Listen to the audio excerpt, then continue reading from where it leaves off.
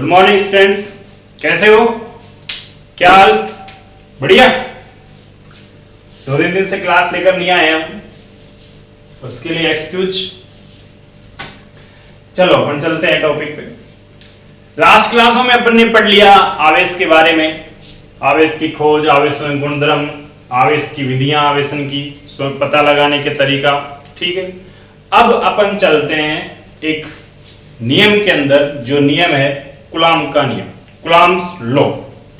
ठीक है, देखिए फ्रांसीसी वैज्ञानिक है, इन्होंने क्या कहा, देखो पहली चीज तो दो आवेश है, दोनों आवेशों के मध्य कोई दो आवेश आपके पास, एक ये आवेश है, एक ये आवेश। अगर दोनों की प्रकृति समान है तो दोनों में होगा प्रतिकर्षण, और अगर विपरीत है तो क्या होगा? आकर्षण।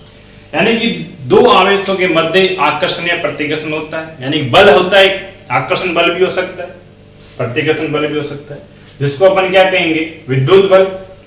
यानी कि दो आवेशों के मध्य लगने वाला आकर्षण या प्रतिकर्षण बल ही क्या कहलाता है? विद्युत बल कहलाता है। अब कूलॉम ने क्या कहा कि दो बिंदु आवेशों के मध्य, बिंदु स्थिर आवेशों के मध्य, देखो पहले चीज देखो, बिंदु आवेश तो कौन से हो गए? यानी कि ऐसे आवेश, जैसे एक आवेश ये है और एक आवेश ये है, दो आवेश हो गए।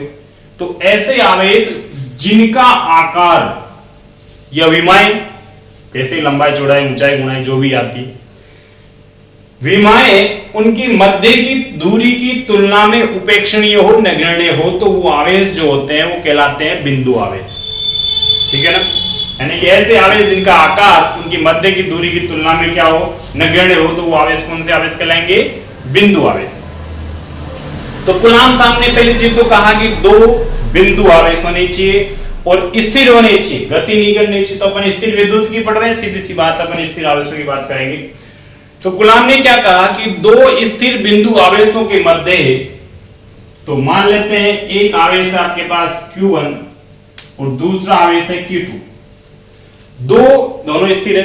दो बिंदु स्थिर आवेशों के मध्य जो बल लगेगा, अब ये बल आकर्षण भी हो सकता है और प्रतिकर्षण भी हो सकता है, ये तो डिपेंड करेगा इन दोनों आवेशों की प्रकृति के ऊपर। तो दो स्थिर बिंदु आवेशों के मध्य लगने वाला आकर्षण या प्रतिकर्षण विद्युत बल, ठीक है, विद्युत बल F, दोनों आवेशों के परिमाण या मात्राएं, परिमाण का मतलब है कि अगर दोनों प्लस के हैं तो प्लस ही लेने, दोनों माइनस के हैं तो भी किसमें लेने? प्लस में लेने। परिमाण का मतलब ये होता है, ये मॉडुलन हो गया। तो दोनों आवेशों के परिमाण के, परिमाण वर्ड लिखना मत भूलना, परिमाण के गुणनफल के अनुक्रमानुपाती, ठीक, और उनकी मध्य की दूरी के वर्ग के व्युत्क्रमानुपाती। विद्युत बल जो होता है कूलॉम के अनुसार दो स्थिर बिंदु आवेशों के गुणनफल, परिमाण के गुणनफल के अनुक्रमानुपाती और मध्य की दूरी के व्युत्क्रमानुपाती होता है। ये किसने बताया? कूलॉम साहब। ठीक है, अब मैं थोड़ा सा 11वीं क्लास में जाता हूं। तुम लोगों ने गुरुत्वाकर्षण पढ़ा था, 11वीं क्लास में अपन ने गुरुत्वाकर्षण पढ़ा था, तो उसमें गुरुत्वीय बल क्या था? सेम ऐसा ही था क्या? F समानुपाती m1 m2 बटा r, ऐसा था क्या है ये? द्रव्यमान पिंड, यानी दो द्रव्यमान पिंडों के मध्य लगने वाला गुरुत्वाकर्षण बल, दोनों द्रव्यमानों के परिमाण के गुणनफल, परिमाण तो लिखो चाहे मत लिखो, इसमें मतलब परिमाण ही आने वाला है, तो उनके परिमाण आवेशों के द्रव्यमानों के, द्रव्यमान पिंड जो है उनके द्रव्यमानों के गुणनफल के समानुपाती और मध्य की दूरी के व्युत्क्रमानुपाती होता है, वर्ग के। ये होता था कौन सा? गुरुत्वाकर्षण बल। दोनों एक जैसे ही हैं, कुछ चेंज है क्या? तो ये द्रव्यमान है और ये क्या है? आवेश है। लेकिन मैं ये क्या बोल रहा हूं कि दो पिंडों के मध्य, द्रव्यमान पिंडों के मध्य लगने वाला जो गुरुत्वाकर्षण बल, कहने का मतलब है कि द्रव्यमान पिंडों के मध्य हमेशा आकर्षण बल लगता है। इसको बताने का मतलब यही था मेरा। गुरुत्वाकर्षण यानी कि द्रव्यमान पिंडों के मध्य हमेशा कौन सा बल लगता है? आकर्षण। लेकिन आवेशों के मध्य आकर्षण भी हो सकता है और प्रतिकर्षण भी हो सकता है, सीधी सी बात। तो ये वर्ड लिखना नहीं भूलना है कि दो स्थिर बिंदु आवेशों के मध्य लगने वाला आकर्षण या प्रतिकर्षण बल, या तो आप आकर्षण प्रतिकर्षण यूज ही मत लो, सीधे सीधे बोल दो इस बिंदु आवेशों के मध्य लगने वाला विद्युत बल। लेकिन अगर आकर्षण या प्रतिकर्षण बोलते हो तो दोनों को बोलना पड़ेगा, ठीक है। तो ये तो हमेशा आकर्षण प्रकृति का ही होता है, इसमें आकर्षण भी हो सकता है और प्रतिकर्षण भी हो सकता है। ये था कूलॉम का नियम। अब इसमें आगे चलते हैं। देखो, अगर यहां पर आपको पता है कि कोई भी समानुपातिक साइन हटाते हैं तो नियंत्रण लग जाता है। यहां पर क्या लग जाएगा? K Q1 Q2 बटा R स्क्वायर। ये क्या हो गया? विद्युत बल हो गया कूलॉम के अनुसार। अगर आप इसकी मात्रक लिखना चाहो तो क्या लिखोगे? देखो, बल है, विद्युत बल है तो कौन सा मात्रक आएगा?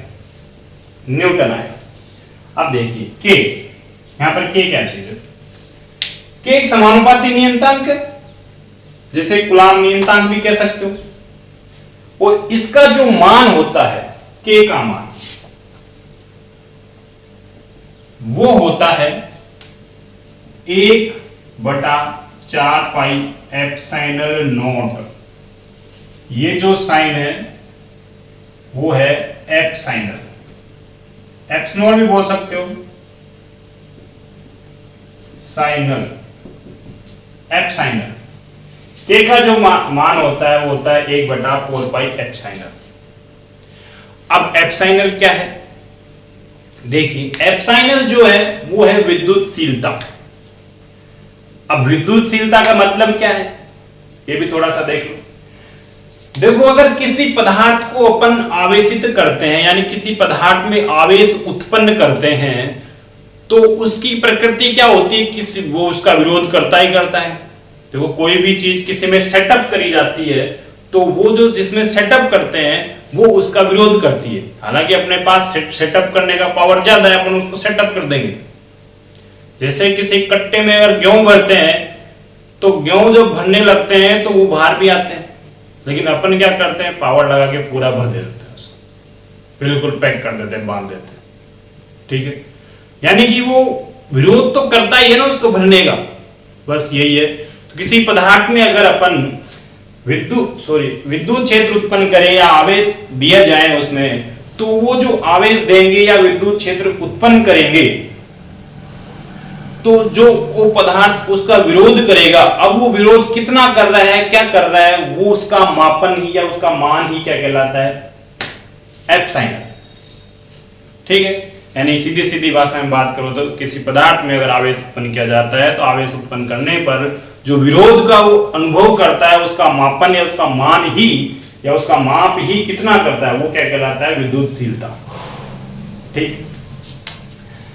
अब ये जो नोट का मतलब है, ये है निर्वात। निर्वात ले लो या वायु ले लो, क्योंकि निर्वात के लिए या वायु के लिए एप्सिलॉन नॉट का मान 1 होता है। निर्वात समझते हो? चाहे कुछ नहीं, खाली वो वैक्यूम हो।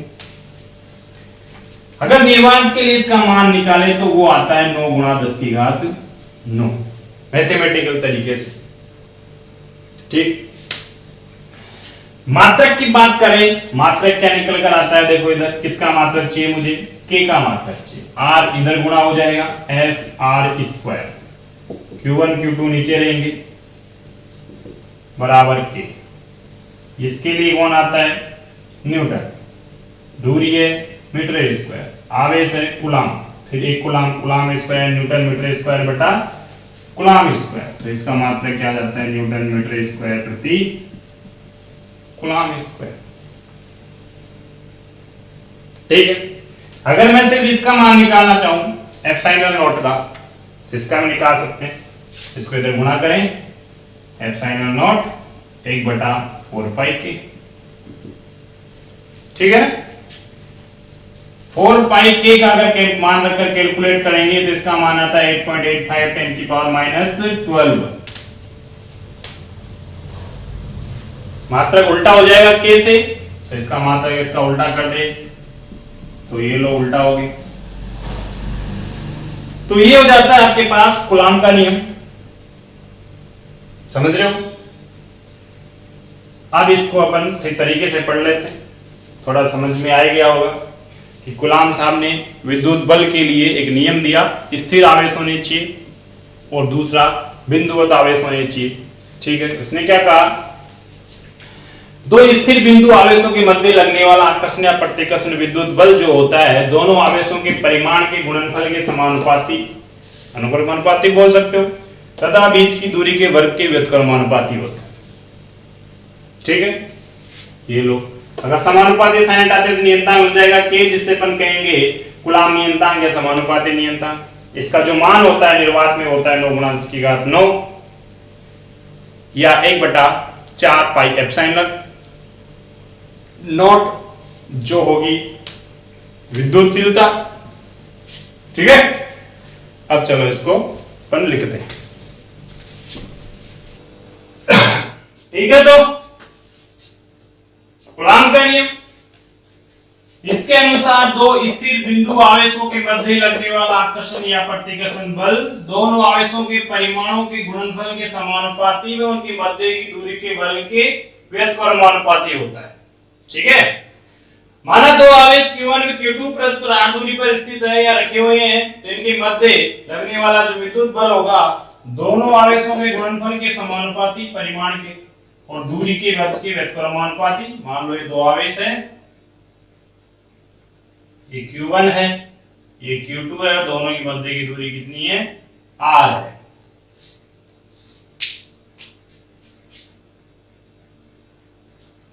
ठीक है, ये हो जाएगा, दोनों को एक साथ रखेंगे तो एक ये समानुपाती नियतांक है जिसे कूलाम नियतांक कहते हैं, इसका मान निर्वात या वायु के अंदर इतना होता है। निर्वात की विद्युतशीलता है, इसका मतलब से टॉपिक बना के डेफिनेशन लिख दूंगा, जिसका मान एप्सिलॉन नॉट यानी 8.85 10⁻12 होता है। तो एग्जाम में आ जाए कि कूलाम का नियम लिखो तो ये सब आपको कैसे कैसे एज इट इज लिखना है। अब यहां पर बात आती है बल की, कि बल है लेकिन आपको पता है कि बल क्या होता है, एक सदिश राशि होती है, तो इसमें डायरेक्शन भी होगी, सीधी सी बात है। तो अब कंफ्यूजन ये है कि डायरेक्शन किधर है, बल की दिशा किधर है। तो जो बल की दिशा होती है दोनों आवेशों को मिलाने वाली रेखा के अनुदिश होती है। इधर लिख देते हैं,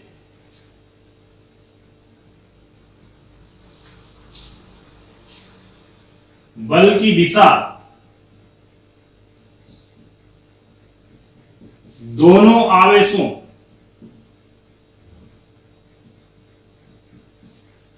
आवेशों को मिलाने वाली रेखा